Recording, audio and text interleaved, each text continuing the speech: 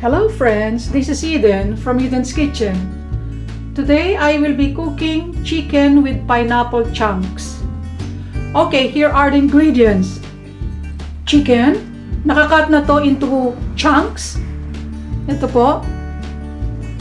Pineapple juice, red bell pepper, cooking oil, ground black pepper, cornstarch, onions, pineapple chunks, ginger, salt, garlic, egg, soy sauce, and honey.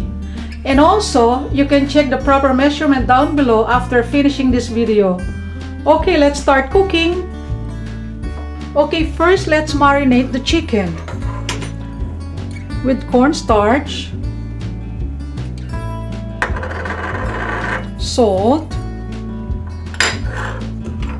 and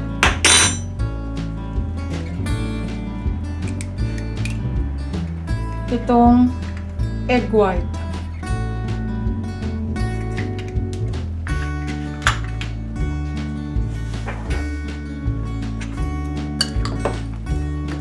Okay.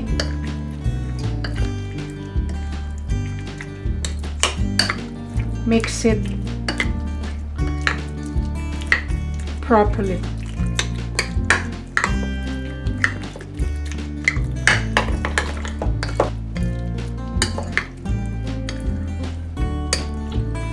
Okay, set aside natin to dahil ipapan-fry natin to mamaya. Okay, ito namang sauce. We can mix the sauce now. Let's put the soy sauce. First, yung kanyang pineapple juice. Yung nandito sa cup before. Ito. And then, itong honey.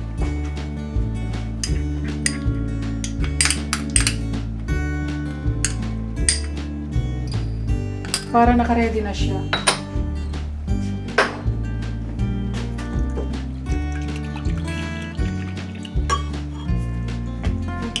Oh, we can add ground black pepper dito sa ating chicken.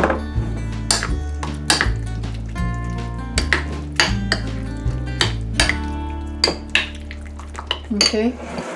And then dito rin sa ating sauce.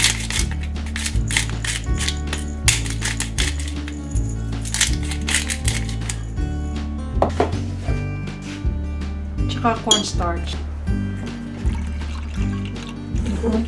Mix natin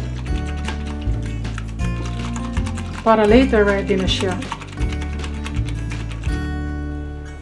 Okay, set aside din natin. Okay, now let's start cooking. 2 tablespoons of cooking oil para i-fry natin ng konti itong ating chicken.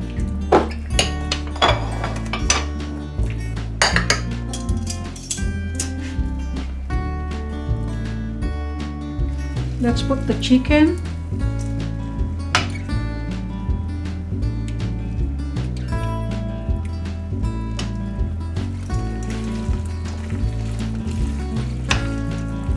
We can add all this chicken.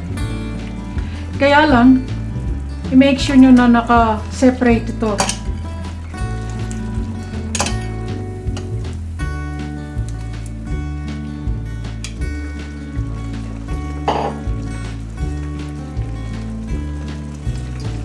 Okay, let's fry this chicken until cooked or until nicely brown on all sides for 5 minutes.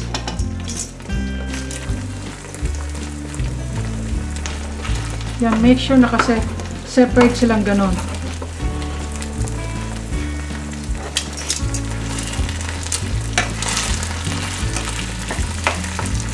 Para easy siyang i-turn mamaya.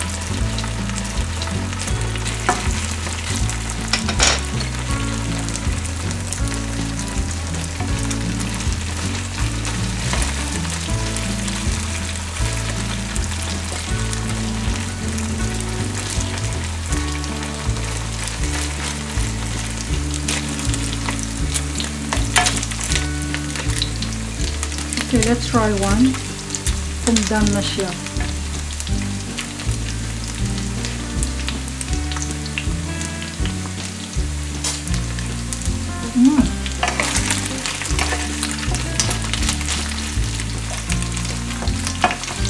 Hindi ako makapagsalita guys dahil mainit yung chicken.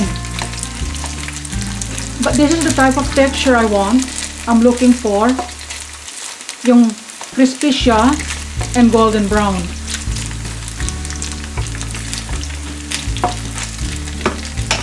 Okay, now let's remove them from the pan.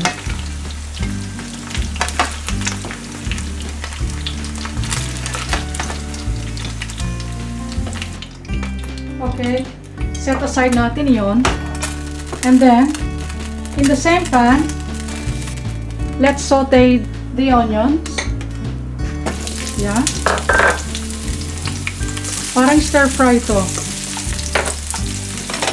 Garlic.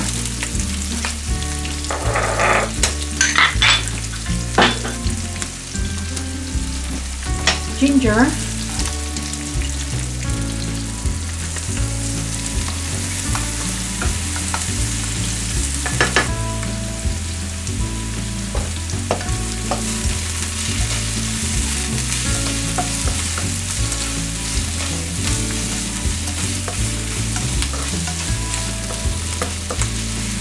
Let's saute this for 1 minute.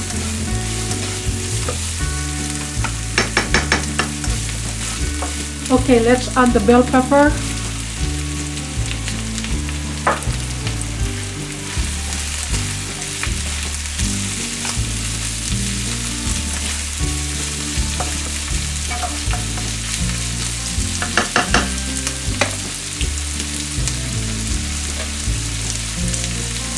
Pineapple chunks.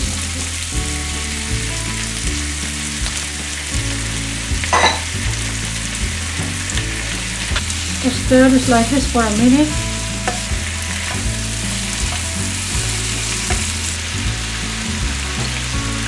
Okay, let's add the chicken back into the pan.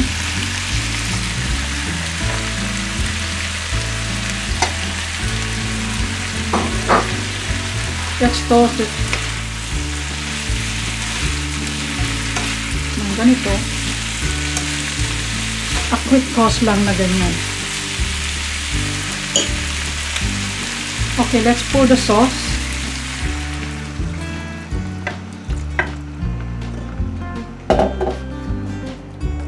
Stir it like this. And simmer for 1 to 2 minutes or until the sauce is nicely thickened. Let's taste it.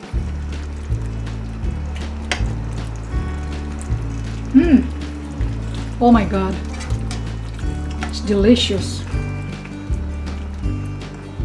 but it needs a little bit of salt, kaya depende na po sa inyo.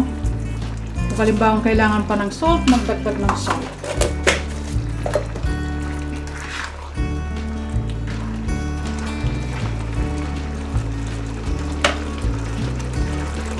Okay, I think it's done. Let's turn off the heat. Here you go guys,